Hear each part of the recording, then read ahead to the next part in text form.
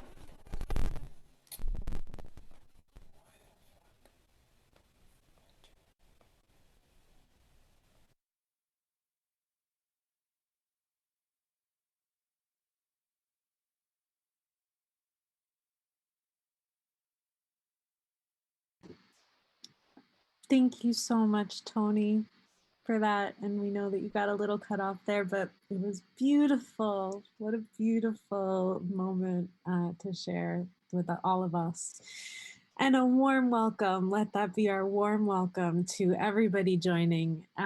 Now we are able to share in the chat. So if you'd like to say hello and share where you're from in the chats, we have 4 Zoom rooms threaded together and a YouTube live stream happening now. So we are seeing the numbers climb in of all of you clicking to join.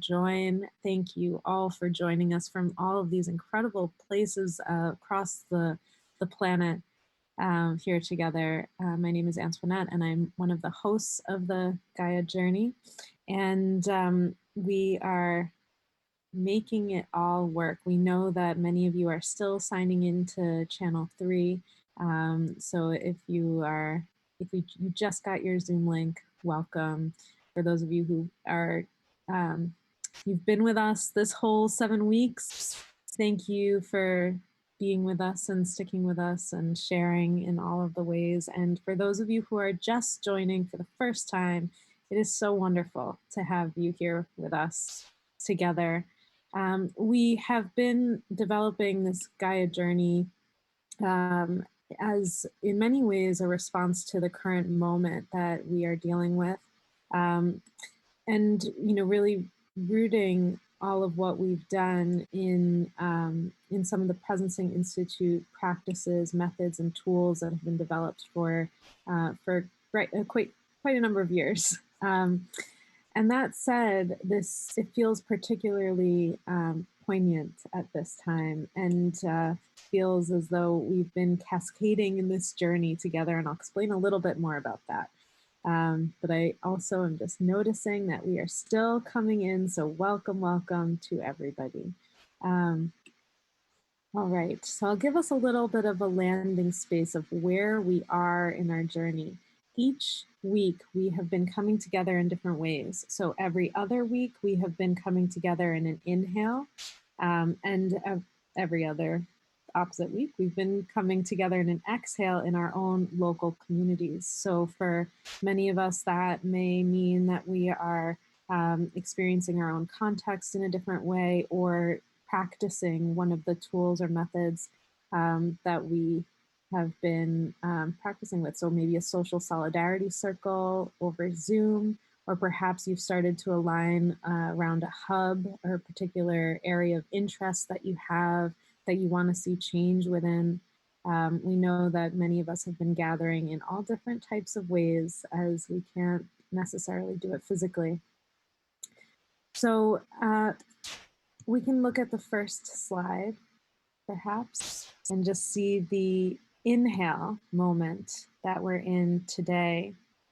And this inhale moment, we started this morning about 2 hours ago with our first session of over 1,000 people. In that session, we really dropped in together to quite a profound place with Thomas Hubel.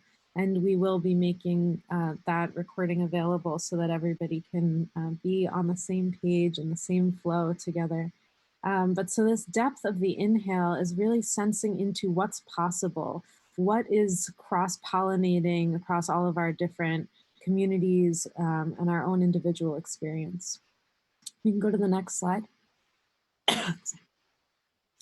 In this moment, you can see the wavy line for those of you who have been with us since March 27th, when we initially started. Maybe you've been gathering in your social solidarity circles weekly in order to kind of see and sense what's going on.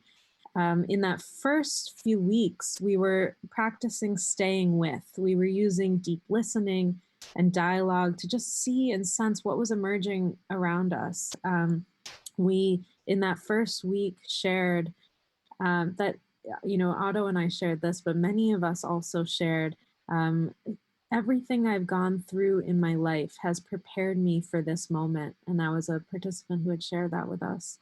And we also looked at what we knew, the systems, all of what we were, our actions, much of that has started to collapse. And as Otto says, when systems fail, people rise.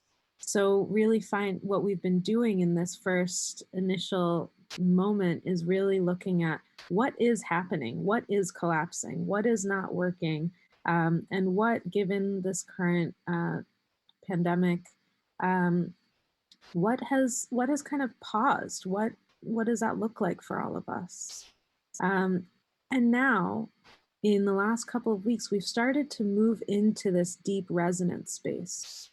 And that deep resonance space is really deeply listening to what are we sensing? How do we activate our open heart and have a new experience, not just come from a place that, this isn't working, I want something else to happen, but really beginning to sense what is emerging for us as individuals, but also as a collective. And it's where we introduce social presencing theater and an embodied way of looking at and moving into that. And as we go forward, we'll continue with some of that today. But as we go forward from this moment, we will really start to move into a prototyping phase of being able to clarify what actions are we being called to do now.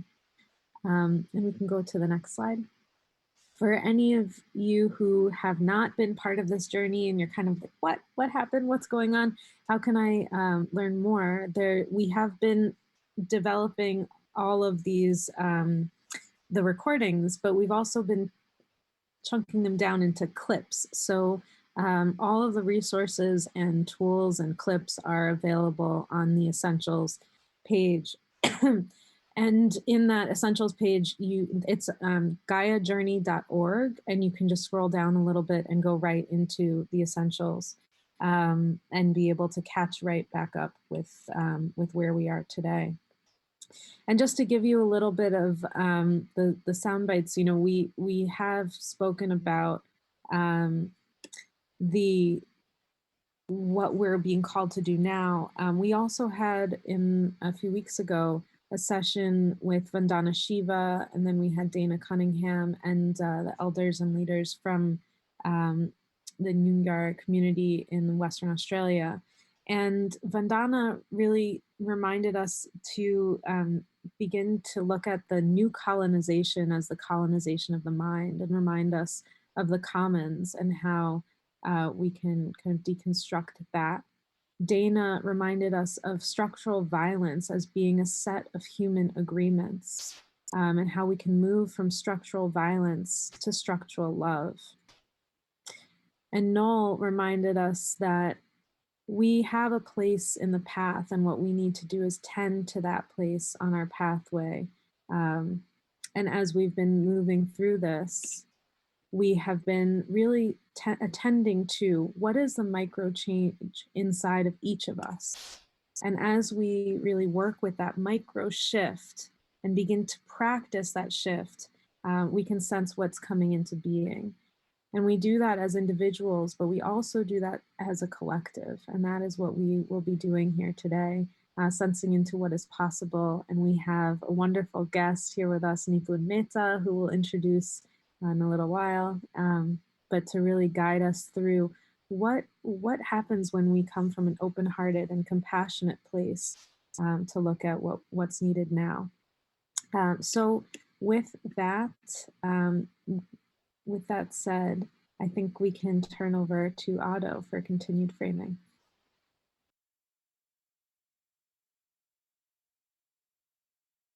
Thank you so much, Antoinette. A warm welcome to everyone, also here from the Boston area. It's great to reconnect, and it's great to connect with those of you who are here for the first time. I want to add to Antoinette's remarks of setting the stage two more points. One is in terms of the a method that we are deploying as we lean into the current situation.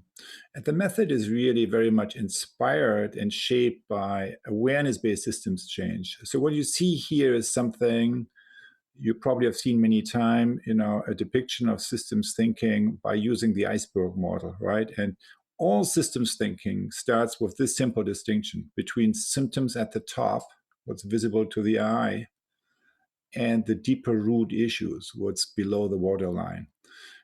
Structures, thought, source, these three words basically indicate the evolution of systems thinking over the past half century or so. We are well familiar with these first two, structures, thought, which is, paradigms of thought, obviously. What's this last one here, source?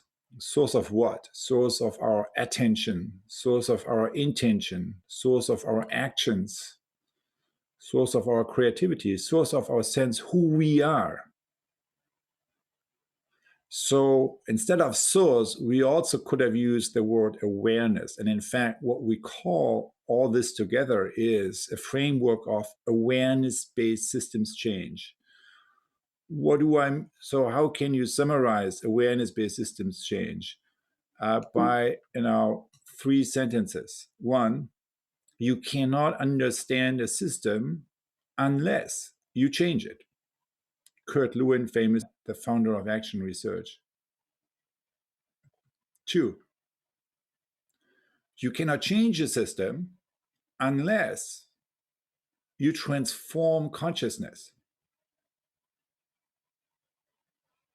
So that sentence basically summarizes my past 25 years.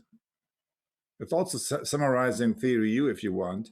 What it basically says is, okay, real profound systems change need to involve all four of these levels here: the symptoms, the structures, the paradigms of thought, but also this fourth level here. Now, instead of transforming consciousness, we could have also said, unless you help us to shift our awareness. to increase our awareness, to shift our attention to the process of becoming aware. So if that kind of transformation of consciousness, transformation of kind of this deeper place from which we operate, if that's the key, then of course, let's just assume kind of that to be the case as a hypothesis. Then the real question is number 3, how? How do we do it? You cannot transform consciousness unless you make a system see and sense itself. So what we are basically saying with this third sentence is, we know this, right? So unless you cannot go personally through a process of profound behavioral change without looking at yourself. I mean, we know that. We know that from the interpersonal, yet we are not really doing it on a systems level. So that's what we are talking about. Now, this looking into the mirror is something that's not new. I mean, that has been the key of all systems thinking based interventions. But what we are saying is just seeing yourself is not enough. You also need sense, right? So state-of-the-art systems thinking needs to blend both systems thinking and systems sensing. Because otherwise we are not activating the intelligence of the heart. And without that, it's all stuck in the head. It's not coming really. We are not really able to bridge the knowing-doing gap by compassionate action.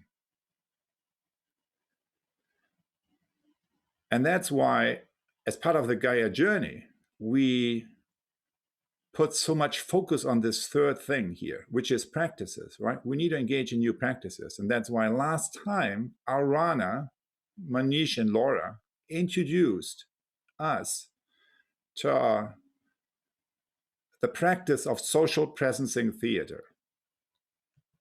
And, for those of you who were there and those of you who practice that in your social solidarity circle, you will remember it's basically, embodying, moving into a shape where we connect in this thing here on the left-hand side, something we call sculpture 1, where we connect with the current reality, or where we connect with what about our current experience is ending, right? So that's a particular lens, how to connect with our current experience. Kind of where something ending means something is not moving, right?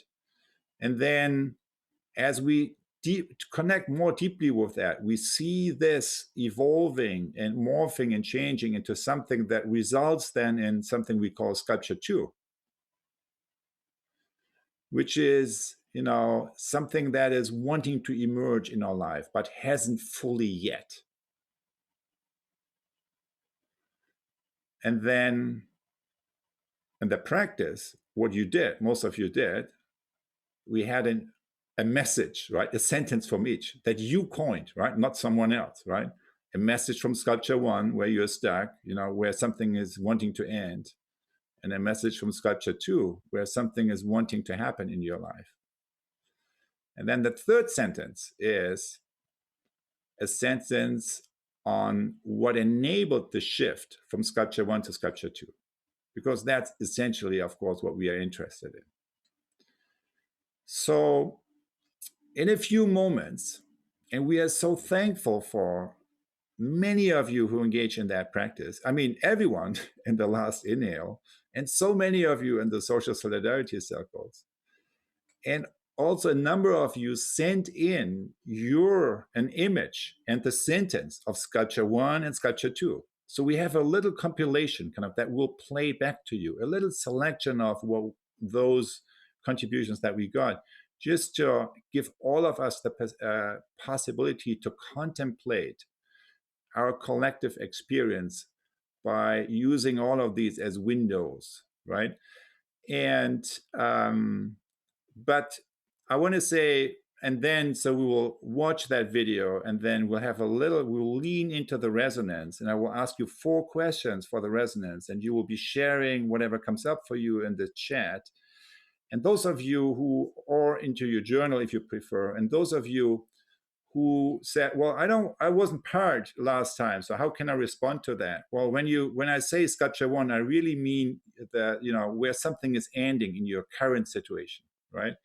And when I say sculpture two, I really mean you can just connect with that part of your current experience where something is wanting to emerge, okay?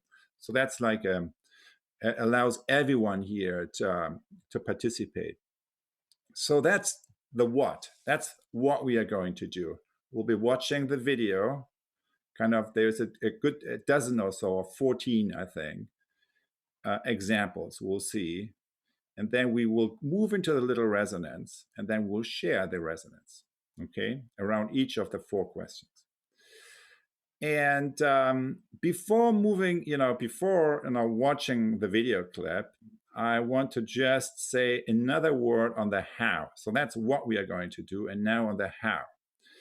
And the how is something very simple. We want to use the video really as a contemplative practice, by which I mean it is something that we attend to with a completely open mind and with a completely open heart.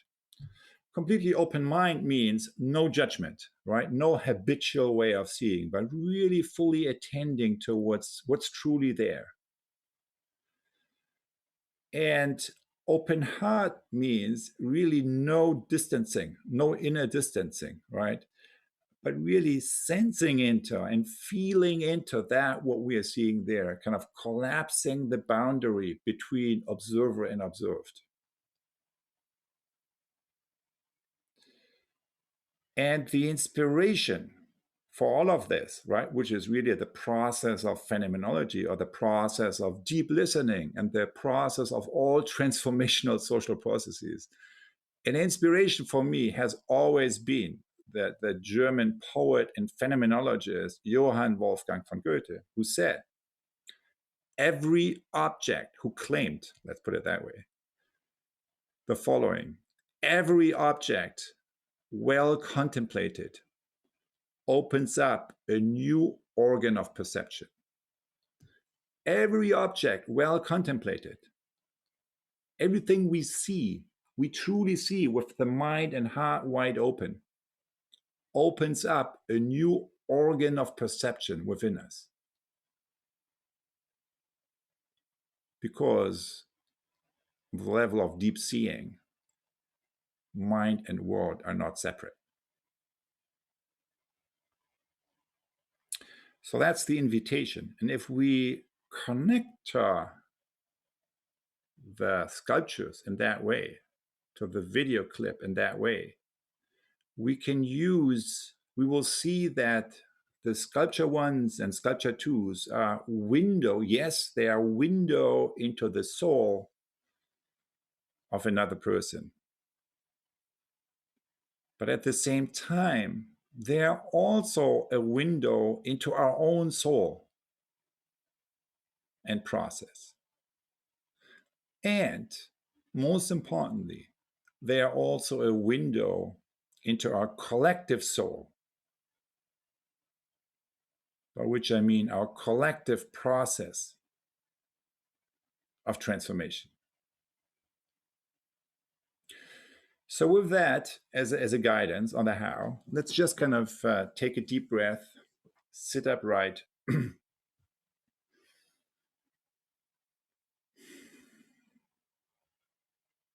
plant your feet firmly on the ground, feel the ground, feel the earth. We are all touching the same planet Earth from 1,000 or 1,100 different places.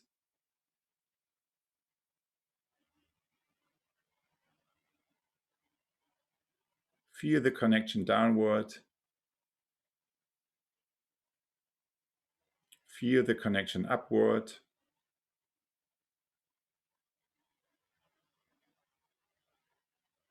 Join these connections in your heart.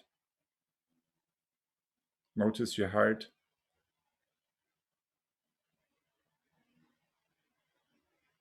Open the field of your heart towards including all of us, all 1,100 or so.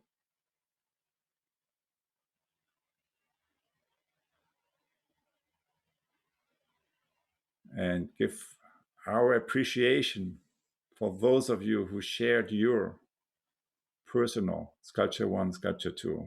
We so much appreciate that. We want to honor that. And with that, John, please play the Sculpture 1, Sculpture 2 video.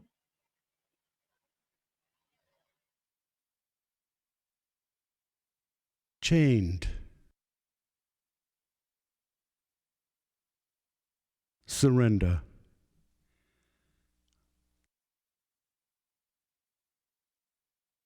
Tiredness in the body.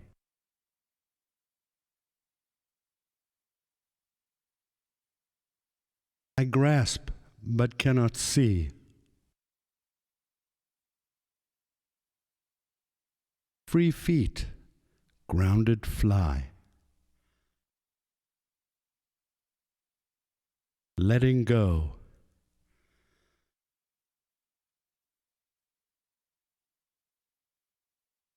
My hands are tired and I cannot move.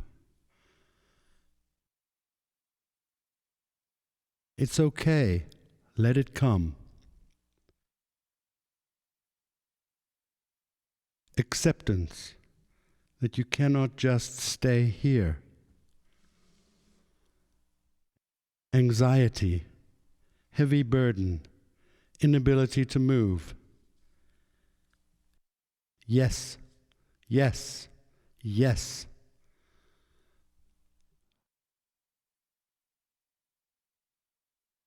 Hope.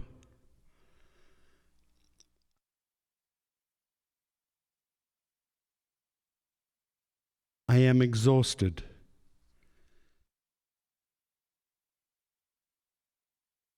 Release.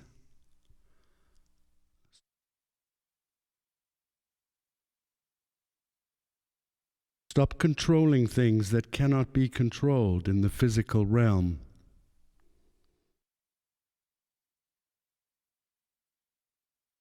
I feel scared. I can't see the future. I am ready to move forward.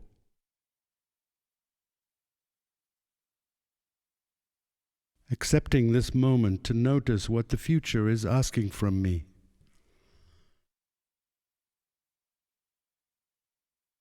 Tension, unstable. Peace, openness. Acceptance.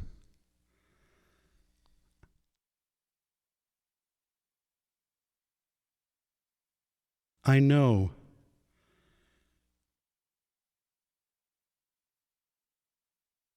Reaching out.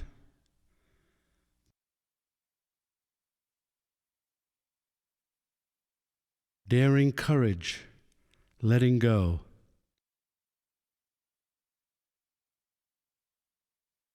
Discouraged. No energy. Widely open.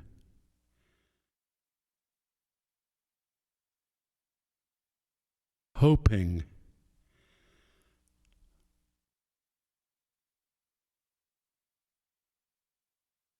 Suffocation.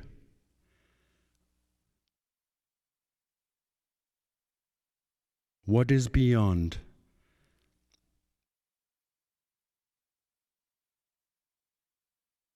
Being reborn, a new seed wanting to emerge. I feel small. I meet you, not below, not above, but at eye level. Movement to the collective. Don't want to see.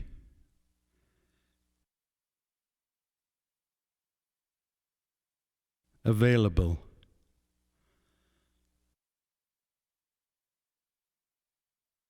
Open up to others.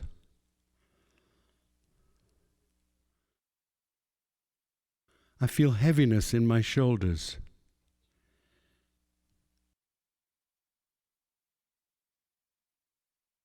I feel moving. I feel energy. Sensing patience. I am confused. I am connected.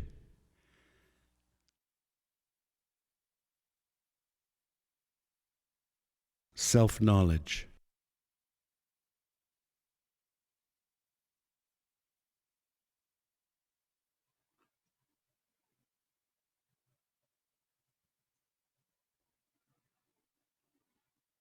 Let us stay in the resonance.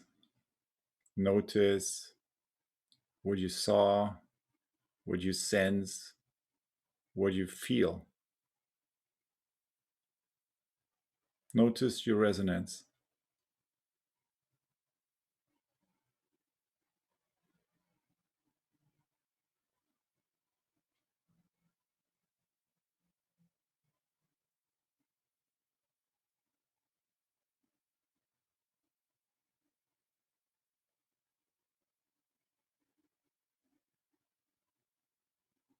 And now, by leaning into this resonance, we invite you to share a little bit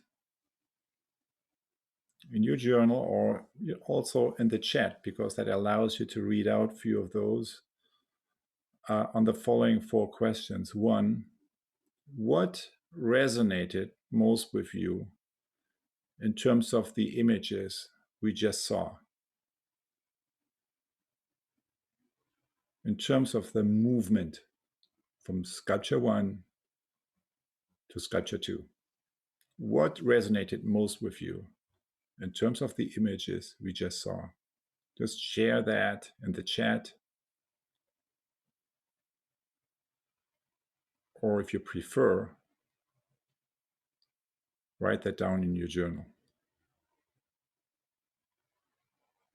And Antoinette will read out a few of those before we move to the second question.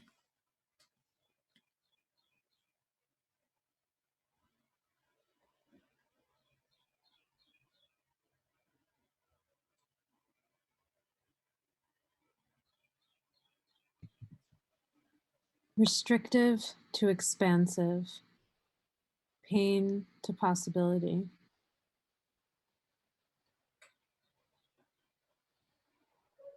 From closed to open and from tension to release.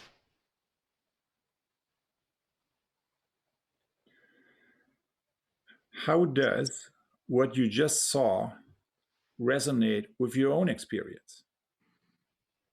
So how does what you just saw and sense resonate with your own experience of moving from sculpture 1, where something is ending, to sculpture 2, where something is wanting to emerge?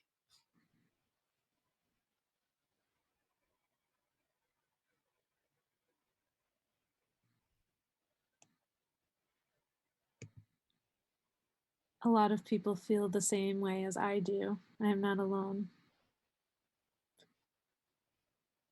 Nothing is static.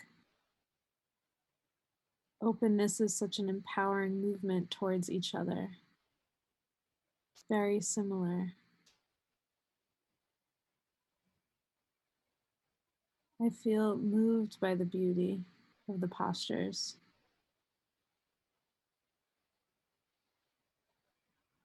It mirrors my own experience. Smallest shifts are profound. Number 3, how does your and your social solidarity circles experience resonate with a larger global situation? How does your and your circle's experience of moving through sculpture 1, sculpture 2, and contemplating that resonate with the larger global situation we are in the midst of?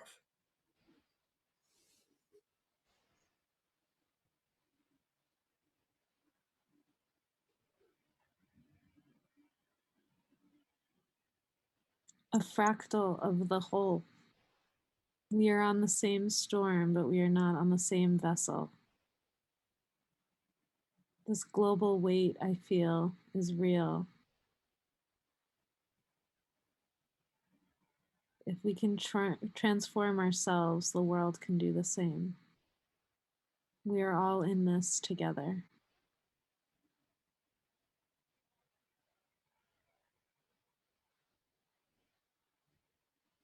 And lastly, if you contemplate on what actually allowed you in your own experience to make the shift, to move from sculpture 1, where something is ending or not moving, to sculpture 2, where something begins to emerge and manifest. So what was it that really allowed you to make or to go through that movement and shift?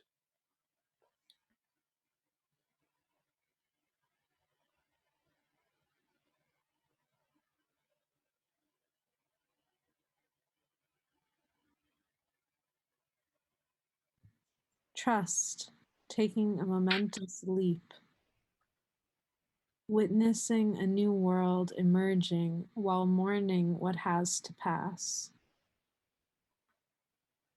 Courage, listening to the body. The reconnection with the source energy within me. The strength of compassion, the strength of the heart.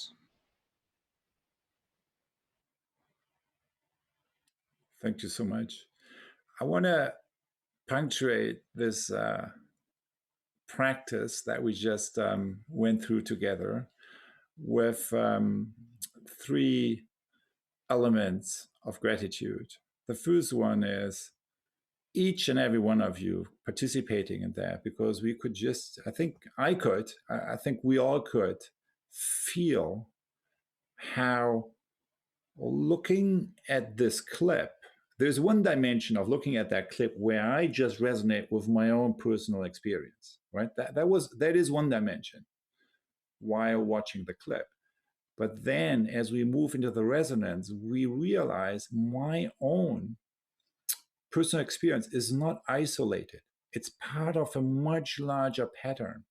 So what we experience in our personal journey, moving in our personal process of transformation in our own context, moving from sculpture 1 to sculpture 2, is actually an essential part of a collective transformation process that we are in the very midst of, that we are in the very heart of.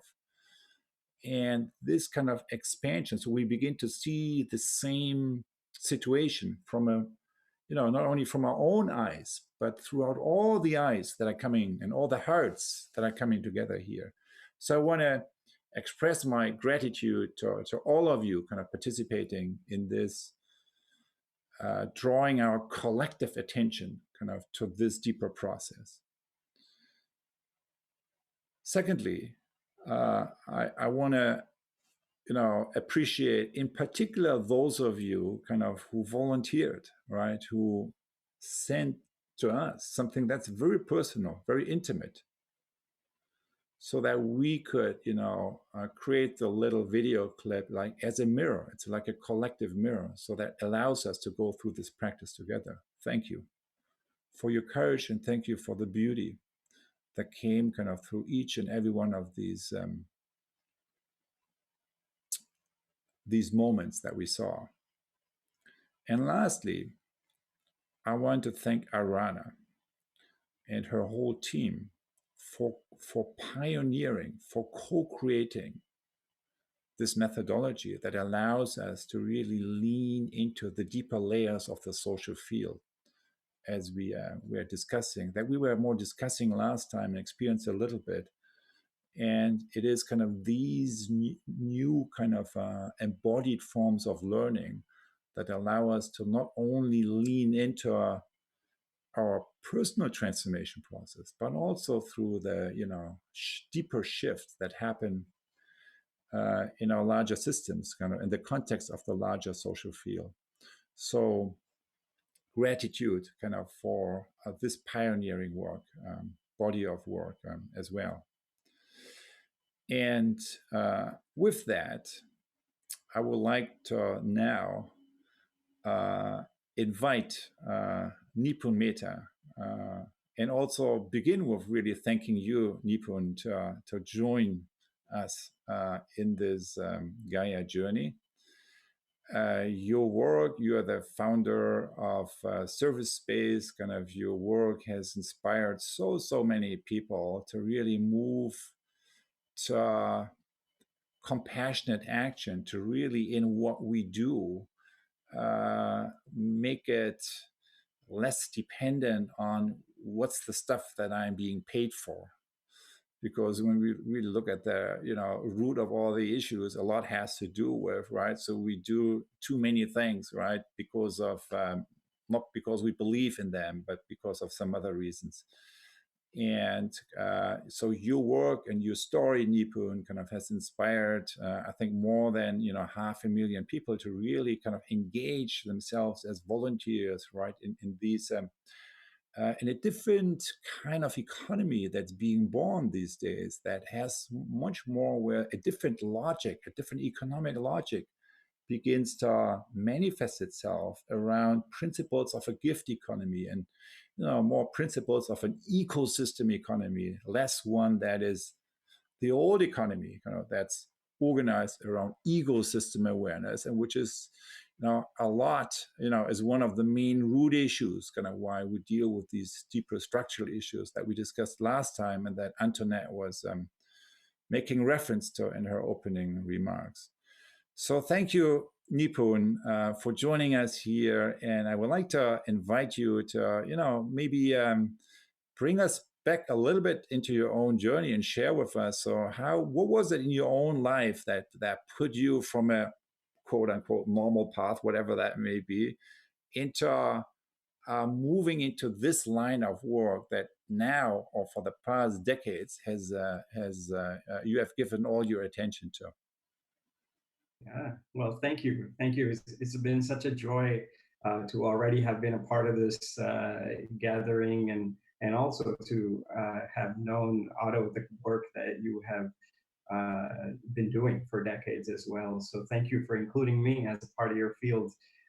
My journey, it's now it's like, well, this is way back when I had hair on my head and I was in my 20s, questioning things. But I think for me, there was just this underlying suspicion that I was, to go back to your original quote, Otto, that I was probably not seeing the full picture, that my perception was somehow limited by the internal constructs that I was operating with, and I wanted to deconstruct them.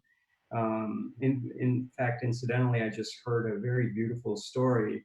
We were at a retreat, and this one fellow, everyone is talking about their turning points, and this one fellow says, I had a pivotal, the sort of big moment in my life, the pivotal turning point was when I was going to work. I had a 1-hour commute. I got in my car, I turned on the radio, and I drove an hour. And when I got to my office, I got out of my car and I realized that I hadn't heard a single note of music in that whole hour.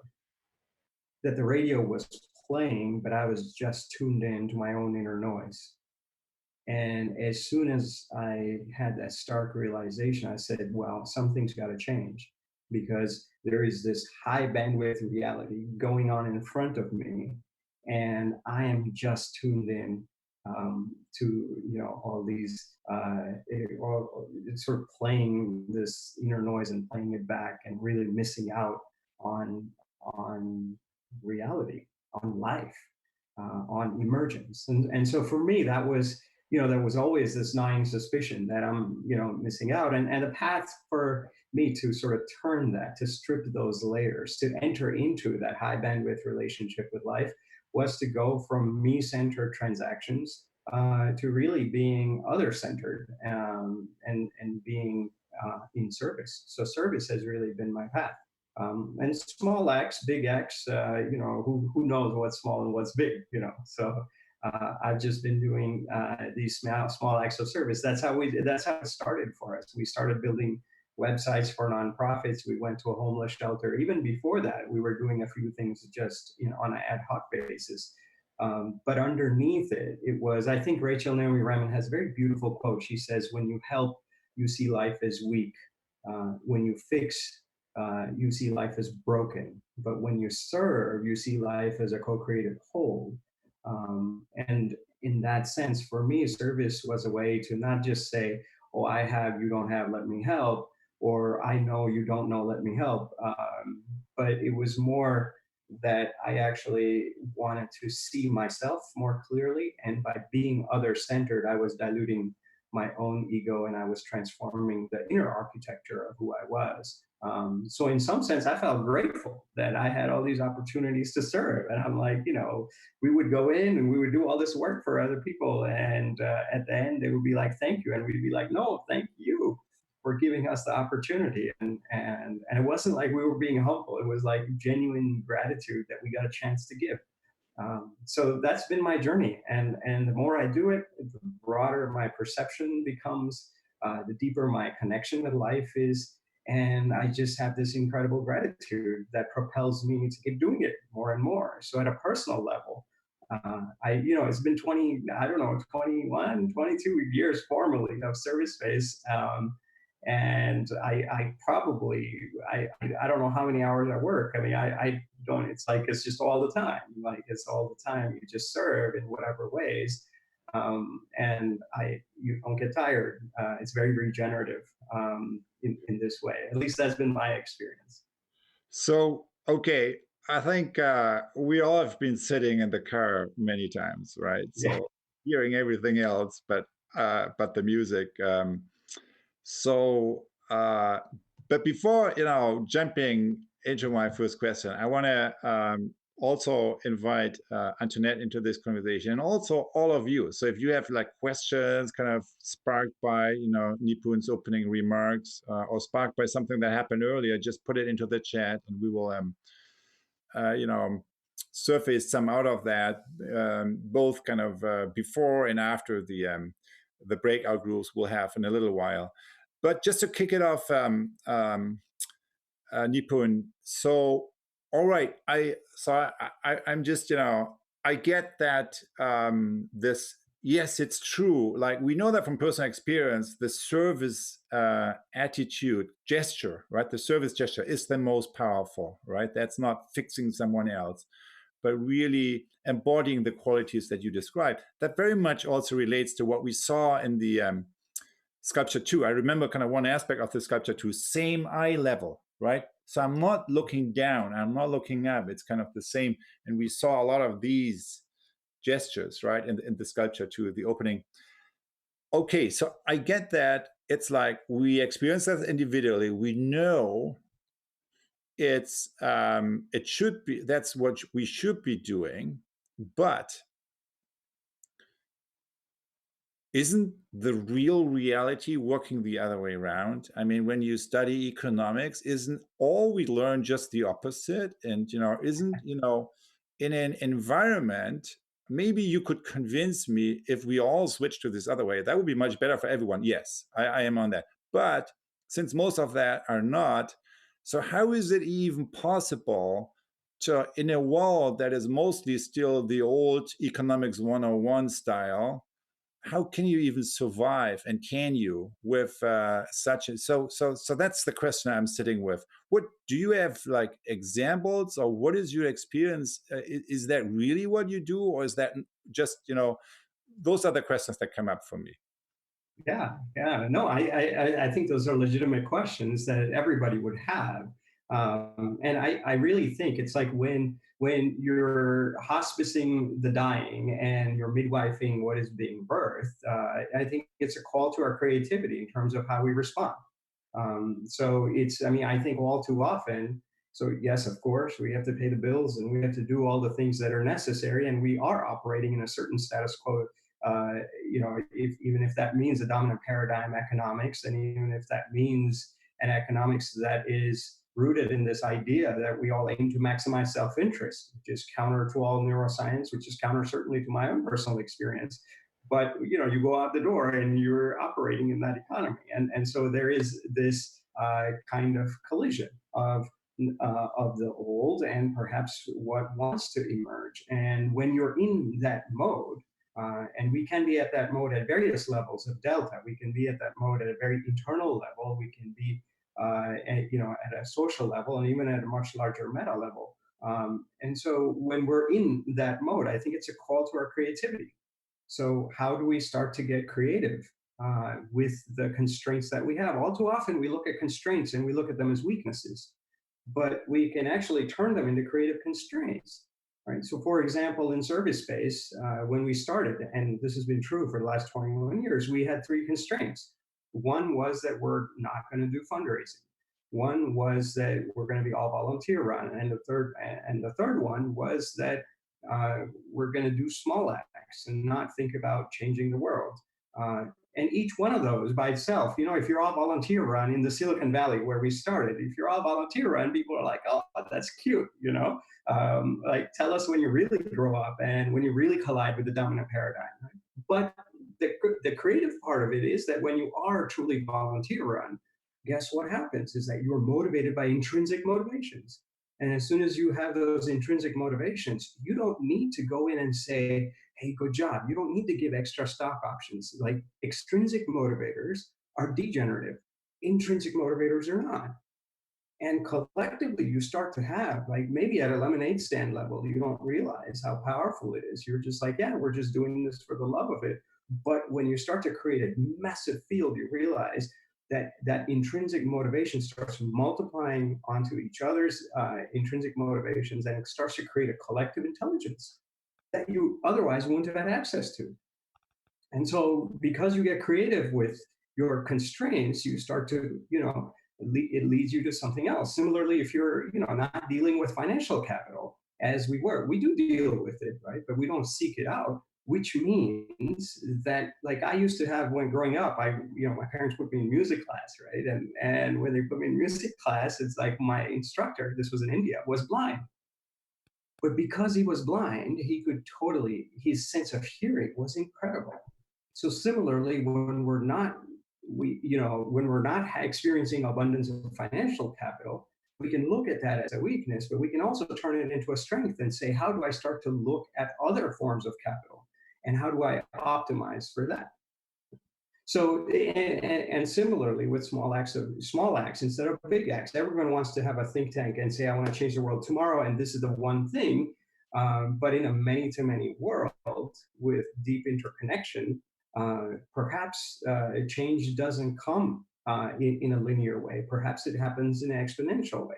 And we wouldn't have realized that if we weren't actually tilling a field that was optimized for small acts and hence relationships and hence this deep exponential emergence. And so in that sense, we all are bound with all these different constraints, but it's really a call to our creativity. And that's where it's very, very critical, Otto. And I know you referenced this as well, as the hands, head, heart.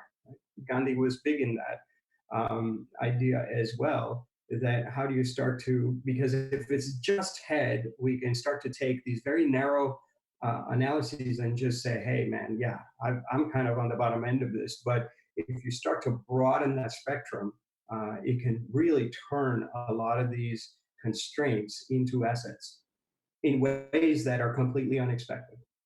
So that's been my experience of just being an artist in a social way. That, yeah, I don't know. I mean, maybe I have to struggle tomorrow. Maybe I don't. Maybe there's abundance. There's a lot of the unknown, but you learn to not fear the unknown. And this is actually a great lesson in general for the pandemic times that we live in. So before turning it over to Antoinette, maybe come up with another question or pick something from the chat. Two quick things. So one is, listening to you, Nipun, makes me aware of that. Of course, the entire Gaia journey is a wonderful example of your second principle, right? Because it's all volunteer based. We have like a core team of 150 people kind of who work together around 7 different language groups and so on in order to create these spaces of deep listening and sensing that kind of what's wanting to happen, right, in our lives, but also on a collective level. So I think it's a wonderful example. And it's also when you look at our personal lives, I mean, regardless of how traditional our job is or not, at least half of our life is otherwise, right? I mean, so when in terms of our families, in terms of our friends, it's always, even kind of in the old economy, that's already driven by a totally different set of principles, which is not, where you basically, I mean, why would you? So, I mean, everything we do with our children, with our friends, and so on, is not driven. It's already so. So. In other words, the current economic thinking is already in the old economy, only reflecting a small part of the real reality. And I think what you're saying is, and what listening to you makes me aware of, we really need a new economic theory, kind of, and not only a new economy.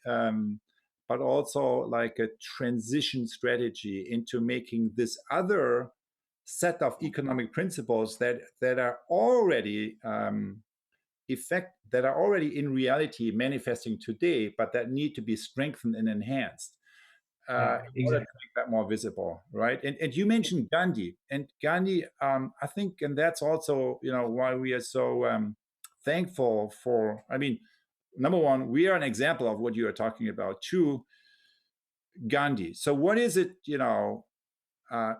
he, of course, is one of the great, ancestors and sources of inspiration for everything we do.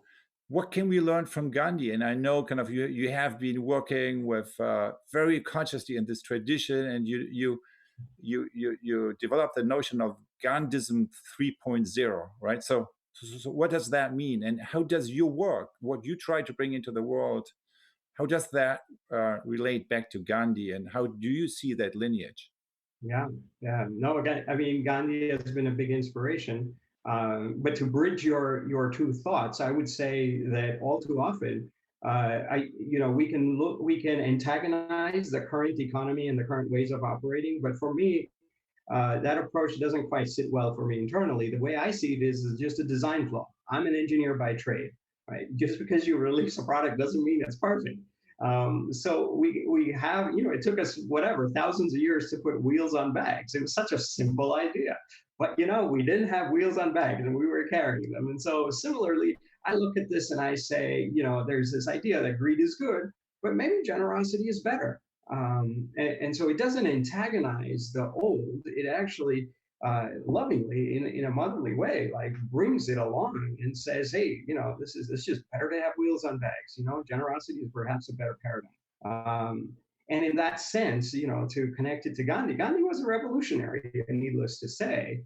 But of course, there are many things about him that you can endlessly debate. The organizing design principle about Gandhi, fundamentally, that has moved me, and that I try to embody in whatever limited capacities I have, is that he saw that for external change to be sustainable, it has to be coupled with inner change. There's that famous quote, "Be the change you wish to see in the world." That's actually not a quote by Gandhi, that's a paraphrase. But what Gandhi said was something even deeper along those lines. And he is saying that what we are seeing on the outside is actually mirroring what's happening on the inside. So if we change on the inside in a very real way, that's going to ripple out on the outside. And all too often, we create systems and constructs where we separate these two. And after a while of separating them, we kind of say, oh, inner work, that's just like, this thing, volunteering for your staff that you do with HR, that kind of thing. And we completely lose track of this. And Gandhi brought that into circulation in a major way, in an unprecedented way in terms of his external actions. And all too often, many people who listen to Gandhi or who admire Gandhi even. They admire his external actions, but they forget that here was this guy who is just like, when he would go on these hunger fasts, these food fasts, he like their entire like thousands and thousands of people, if not millions, there's no formal statistics on this, but people couldn't eat. They'd never met him. They were in like thousands of miles away, but they're like, man, if this guy is gonna fast, somehow I'm not able to take this food in. When he passed away, there was this, when he was assassinated, rather, there was a guy who was, behind him. There were lots of people around him, but there was a reporter that just happened to be there, Vincent Sheen, and he writes in a book that he later published. He writes how as soon as Gandhi was assassinated, he himself, he didn't even know what was going on. He just heard these sounds, and he himself sort of fell, and he felt this kind of pain. He was almost unconscious. He didn't know what was going on. And he looks at his hands and he feels, he has all these marks on his hands, and he doesn't know how and where that came about. And he describes this, post in India, for the Hindu culture, they cremated the body and they said that we're going to take it from here to another location. And because it's father of the nation, let's just take it on this train so that other people have a chance to pay their respects. And they thought, a few people, millions and millions of people across that whole route, they're lining up. The train's not even stopping, but they're like, we are with you. And it's not that they're with Gandhi, the man, they're with Gandhi, the values. They're with nonviolence, they're with compassion. And if you just strip Gandhi as an agent of this external change, I think you've missed the whole power of what he was trying to do. So if we, so that to me is the essence of Gandhi, that inner change and outer change are very deeply interconnected. And then now we say that, what is Gandhi? Does it mean you have to be in a loincloth and white colored clothes and do very specific things that he did? I don't think so. I think you have to adapt. What would be Gandhi's relationship to technology? Incidentally, he was the first guy in India to have a telephone. And nobody else had a telephone. So what would he do with the internet? And this is where the idea of Gandhi 3.0 comes in for us, where Gandhi 1.0 is Gandhi and his core value of inner and outer change being connected, that Gandhi in a broadcast mode, one to many. Gandhi 2.0 is what we also saw post-Gandhi in India. His successor was a guy by the name of Vinoba Bhave, who instead of centralizing and being in broadcast mode, he decided to walk from village to village. And that created a one-to-one network. And now I think we're in a Gandhi 3.0 era, which is really a many-to-many network around the principles of Gandhi, which is really the principles of nonviolence and compassion. So how do we start to, what is, and we see this, 1.0, 2.0, and 3.0 from like TV, which is broadcast, to telephone, which started off as a one-to-one, and internet, which is really a many-to-many. And of course, in the times of COVID, we know what many-to-many looks like, right? Like it's this viral thing that you may just have 10 infections today, but all of a sudden, like, a week later, it's going to be exponentially higher. And that's a very hard concept for us to get intellectually because we think in a very linear way. So what is exponential? And how do we start to think in that way? How do we embrace that around these values? So for me, that's been a very energizing idea to try to mobilize many-to-many networks around these ancient values. And in part, Service Space is an example of that. What you're doing is an example of that as well.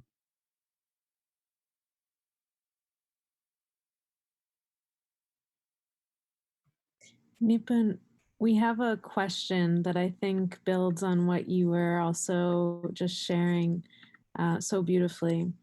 And the question is, how does compassionate action look at an individual level within our own existing context and without waiting for a new economy to come or to be rooted in what we want it to be?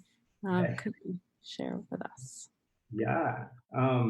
I think there's just even in our experience, I think all of us can be kind. And I think that we can be kind in any moment. Viktor Frankl talked about people being incredibly generous at concentration camps. We have, and even in the times of the pandemic, we started this new portal called coronavirus. It sounds like corona, which is the virus that we're dealing with, the new virus, but it's karuna is actually a Sanskrit word for compassion. And so what we thought is that there was such a narrative of fear. There's such a narrative of like othering. There's such a narrative of blaming that's so prominent in the media. And there's this sense that we're at war, and really is that, is that the best we can do? And so we thought that we should, presence the other things going on. And so we started this portal to describe or to presence a lot of these stories of great compassion. And you see the most amazing things from everyday people, and you have like a child going in the very early days. You have a child saying, I want to help my neighbors and I have extra toilet paper. Somehow in America, we were all panicking over toilet paper. We'll save that and we'll deconstruct that in a different call of why that is. But you had people in all over the world, but particularly Italy, even in China, like just singing from their balconies in social solidarity. You had this Italian priest. Oh my God, he was dying, and there were a whole bunch of people. This is in the very stressed times in Italy when the pandemic was so prevalent. They had one ventilator and they had two people that needed it, and this priest, I believe he was in his 70s, says, you know what, I'm going to let the kid have the ventilator, and he actually passed away, but he voluntarily gave that up, right? So you have people continually, no matter what situation you're planted in, even if it's your own death, you see people being able to ignite that compassion. Doesn't mean everyone can do it. I mean, I don't know if I was in that priest position, if I would be able to do that, but maybe I can share, do what that kid did, right? Or maybe I can go out and do something else, or maybe I can be very courageous and sacrifice a lot for my own too. So I think no matter where you're planted, you can practice compassion. And I think it's one of these perverse things that because we've monetized everything, we are trying to turn generosity into a luxury sport and say, oh, no, you need to have, when I was walking across India, right, in 2005, my wife and I, 6 months into our marriage, we walked with nothing. And as we were walking, one of the most commonly asked questions, people would say, well, before you can give, first you need to have something, right?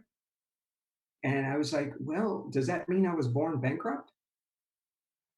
Like, where is this idea coming from that for me to be able to be kind and caring and compassionate, I need to have this one narrow resource? Why can I not have multiple forms of capital? What I know people in the slums of India that aren't guaranteed their food for the day, but they will take some grains and feed the birds outside their, in a tree that's outside in the commons. Why? You say, well, because my grandfather passed that on. And that's a family practice that we do. So how do we start to look at our city? Now, of course, we can't copy we can't copy paste these things, but we can ignite, I feel, that spark of compassion. I think there's so many examples of that, and there's baby steps, there's very amazing sort of Gandhian steps, and there's a whole spectrum in between. So I feel that to the earlier point, I think it's a call to our creativity to step into that space, but we have access to it. It's doesn't need to be monetized. Thank you, Nipun. I learned through one of the participants here something I should have been aware of course, before. Exactly today, 75 years ago, marked the end of World War II. Wow. Liberation from Hitler. so I was born and raised in Germany. So that was the liberation of Germany from Nazi, right, Hitler regime. But more globally, it was the end of a collective pattern that you know uh, is the mother of all absencing phenomena, you could say. And it marked the end of that and the beginning of another area. Not that it's a black-white thing. It's always kind of the duality, of course. But today, so we have been looking at these sculptures. You have been talking about these different ways of operating. I just wonder whether you want to lead us into a little kind of moment of contemplation. And so I think Tony would be could hold that space with a musical meditation. Whether you want to speak to that a little bit. So if 75 years ago there was this punctuation of the historical process, something ending, something else is beginning, maybe we can use this. I mean, what is it when you think about it from that perspective? What's ending and what's beginning?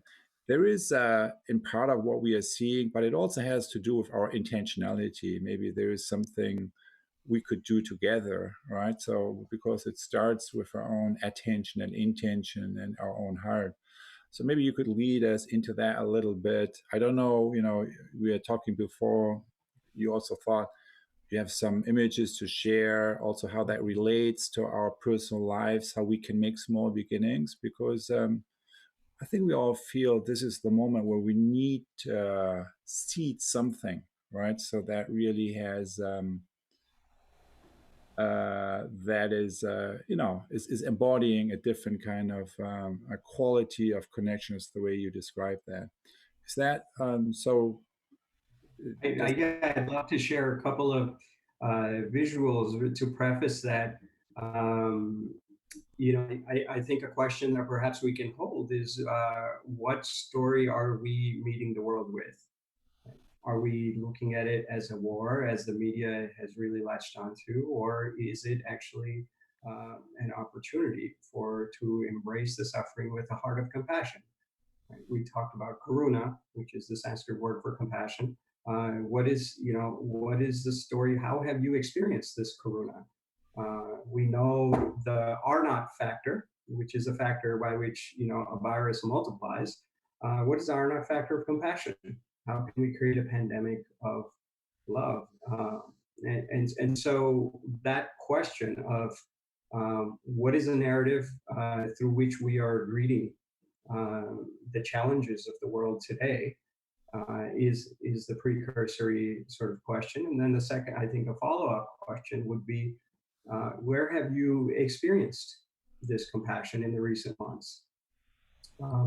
Whether you have done an act of compassion, whether you have received an act of compassion, or whether you've just observed an act of compassion.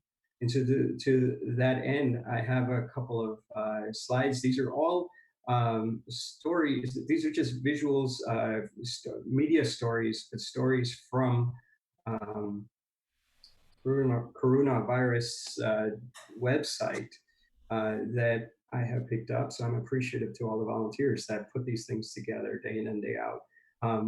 But here was a cellist in Maryland who says, I can't do concerts, but you know what? I'm just going to go out on my front porch and play every day, and people would just come and listen.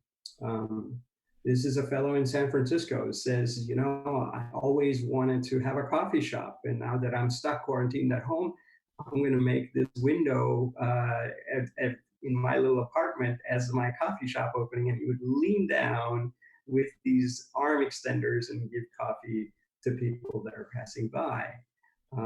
This is a 99-year-old war veteran in UK who says, I can barely walk, and he needs a walker, but I want to do something. And before my 100th birthday, maybe I can walk laps around my backyard and raise 1,000 €1,000, right? 1,000 pounds. He ended up raising 32 million. And he got hundreds of thousands of cards for his birthday, became an icon. But it's this 99-year-old guy who's doing laps in his backyard for the frontline health workers. This is the kid also organizing. She had a whole birthday parade of her neighbors because she's 7 years old. She's not going to have a birthday party, but her neighbors decided to do this whole car parade. But she goes a step further and she says, you know, how about we create a whole group of these so we can do it for all the other kids. And so now they have a group of cars that do these birthday parades for everyone, all the kids in the neighborhood. This is Miss England, beauty contest winner. But she's also a doctor. And so she says, you know what? I'm going to re-register as a doctor so I can work in the front lines. Prime Minister of Ireland did the same thing. He actually re-registered as a doctor, and 1 day a week he goes and he volunteers. This is Jacinda Ardern from New Zealand Prime Minister. She decided to take a 20% pay cut in solidarity. These are all these workers who work. This is a very touching story. In the very early days of the pandemic, these guys were making protective equipment for healthcare workers, and they decided to quarantine with each other for 28 straight days. So the world has more, so the health workers have more face masks and suits to take care of themselves. And another thing that we see all over is these unexpected bridges. This is a Muslim man and a Jewish man, both paramedics, just came out of helping a 77-year-old in Israel, praying together. And in fact, we see now that Israel is sending a lot of business to the Gaza Strip, and they're starting to cooperate economically even. So unexpected bridges in South Africa, all these warring all these gangs that decided to call truce. The UN Secretary General decided to, he put out a call early on saying, hey, let's end wars right now. This is not the time to be fighting internally. And a dozen countries with warring factions says, okay, we're not going to fight right now.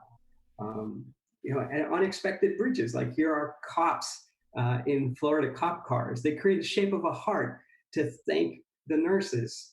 And it's like, when was the last time you saw cops doing this kind of stuff? And here, I think I have one or two more slides here, but this was really touching too. In the potato famine in the 18th century, a Native American tribe sent, I think, $147 or something of that sort to Ireland. And these folks in Ireland today, they realize the Navajo Nation in particular is hardest hit in America. We actually have volunteers there, part of our community, who are working on the ground. And these folks in Ireland said, let's say thank you back for those $147. And they put up a GoFundMe page, and I think it's $3.3 million that they are sending to this tribe as to say thank you for supporting us during the potato famine. In the previous century, we still feel you. These are unexpected bridges that we're all building. And this is the priest that I spoke about earlier, who says, hey, the ventilator, I'm building a bridge. Even if it costs me my life, I'm building a bridge with the younger generation. And so I think this is these are the questions to, these are just some of examples of so many people doing so many things. It's everywhere. How do we tap into this ourselves? So how are you seeing the world from your lens? How are you responding? And what is that spark of compassion that is igniting in you? Whether you've observed it, whether you've received act of kindness, or you've done an act of kindness. So those would be the questions as we go into a slight meditation and then breakouts after that. Thank you so much, Nipun. Thank you for sharing these incredible stories that I know you have so many and so many more. And it's so inspiring to see what's possible when we tap into that place. So the invitation as we move into this moment of music with Tony is to just root into the earth again. Maybe put both feet flat on the ground. You can just feel the energy in your body. Perhaps deepen the breath. Just feel what's resonating for you, what has touched your heart. And as you tune into the heart space, knowing that there are about 1,000 of us in this very moment, connected through this Zoom and YouTube stream, just connecting to each of those hearts.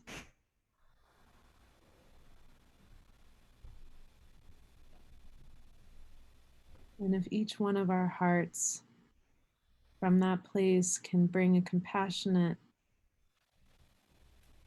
intention or action into the world, what's possible there? And staying in that heart space as Tony guides us through a moment of music.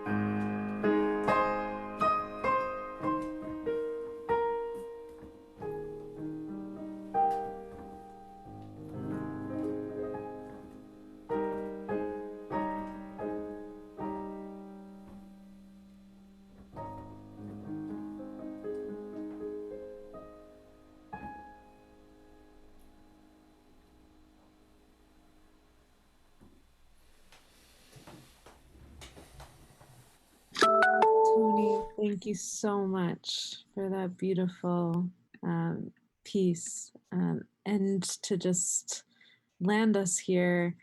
We'd love to hear from each of you in some way or the other. So if you can put some thoughts in the chat, what is resonating for you now? Or what compassionate wish do you share with the world now? So you can put that into the chat, and we can read a few of those out.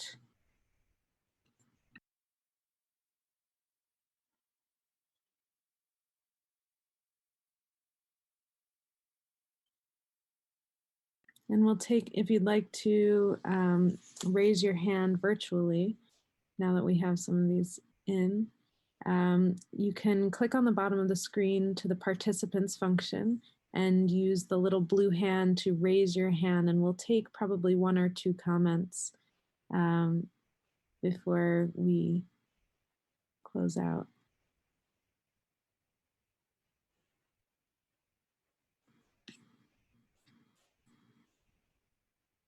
I'm just looking at one of the comments here in the chat, opening our hearts to our shared humanity, actively seeing a brother, sister, father, mother, son, daughter in each person that comes across our path. Beautiful. Understanding that everyone is going through a lot, that generosity is stronger than greed.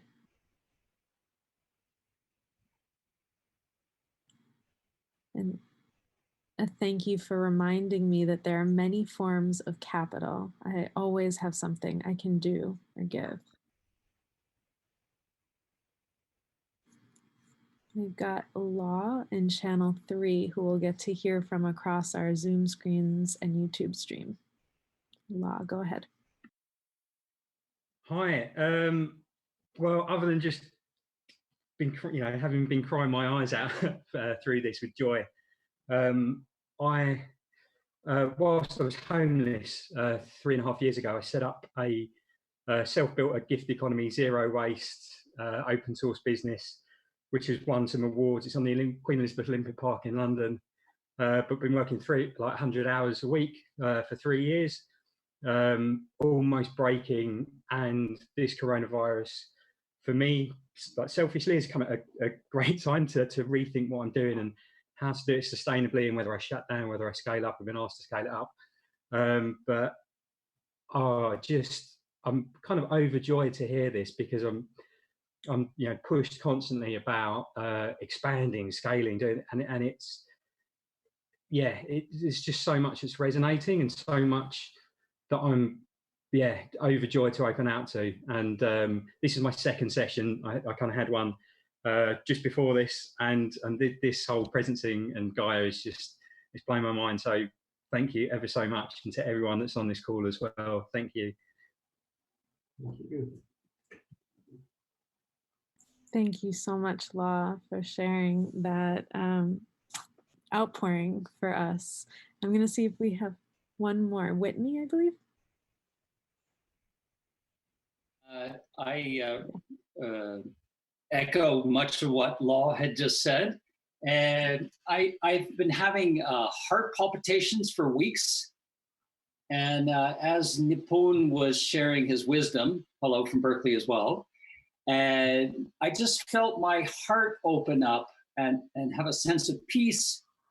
And I teared up, and just like my heart chakra is opening up, and just moving from fear to love, and from me to we to us. Thank you. Thank you so much, Whitney. And we will, before hearing some final words from Nipun, we will hear from Olaf, who has been scribing in Berlin. So Olaf, over to you if you want to say any words, or at least we can see your image.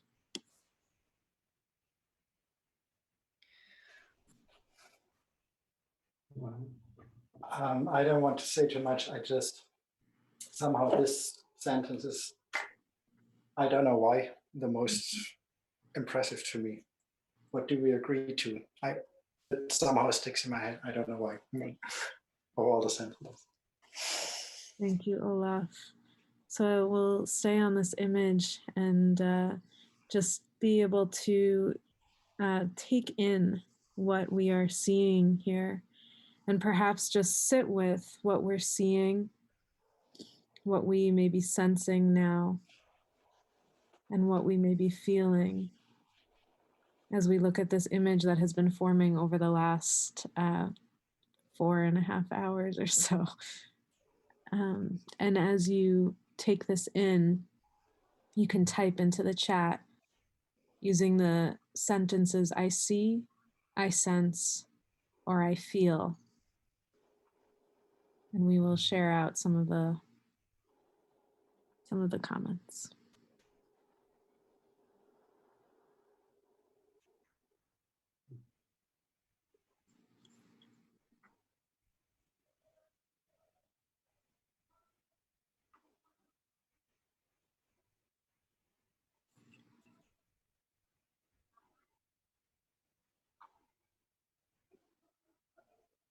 I see light.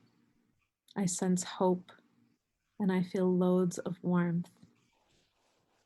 I see that compassion is the compass. I sense motivation to compassion. I feel collective trauma opens our heart to compassion. I see a window.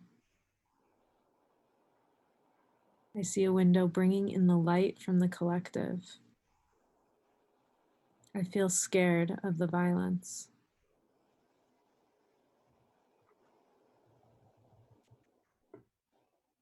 I see courage at the base emerging from something that feels a bit intimidating and scary. I sense the possibility intrinsic motivation includes. I feel vulnerable. I love the link from the red of trauma through courage to the red of compassion. I feel it's going to be a long journey. Thank you all. And Nipun, we'd love to hear any parting words that you'd like to share with us before we close. Yeah, thank you. First of all, this has been so beautiful, and what an incredible painting that Olaf has offered us as well.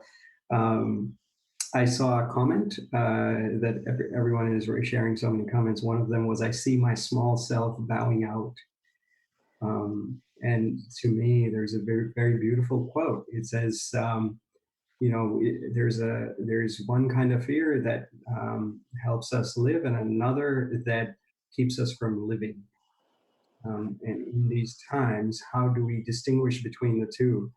And it takes using compassion as our compass. It takes the small self bowing out to be able to distinguish between the two, and to lead and to drop the fear that keeps us from living, and to engage in a high bandwidth way with a heart of compassion, with multiple forms of capital wherever we're planted. So thank you, and I look forward to ongoing dialogue.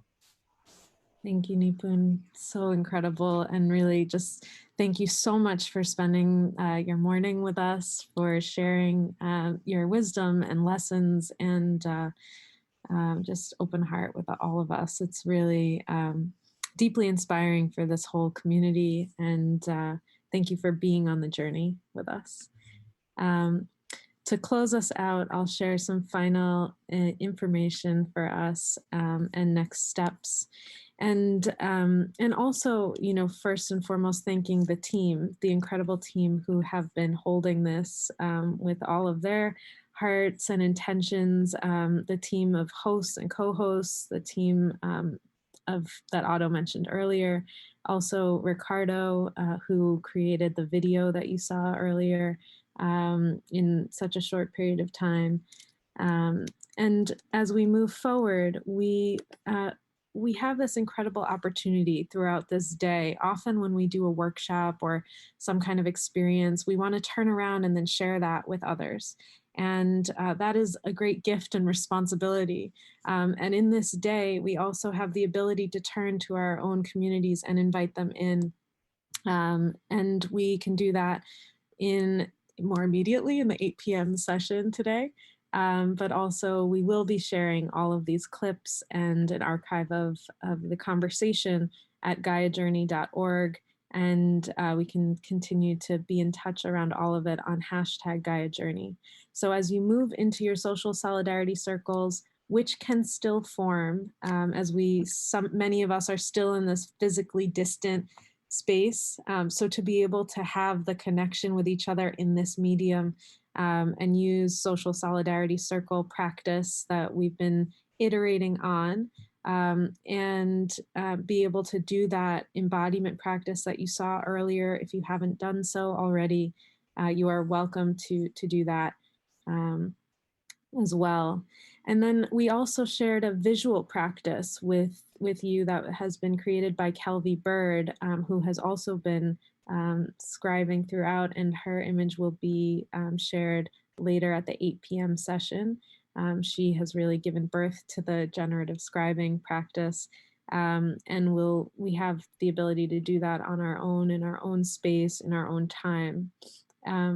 So we invite you to take on any or all of this or none of it, whatever works for you, that works with your own practice of inhale and exhale, and that you take this out in your own compassionate act as you move forward. So thank you, Nipun. Thank you all for being together in this Gaia journey. We can all unmute and say goodbye. Bye, everybody.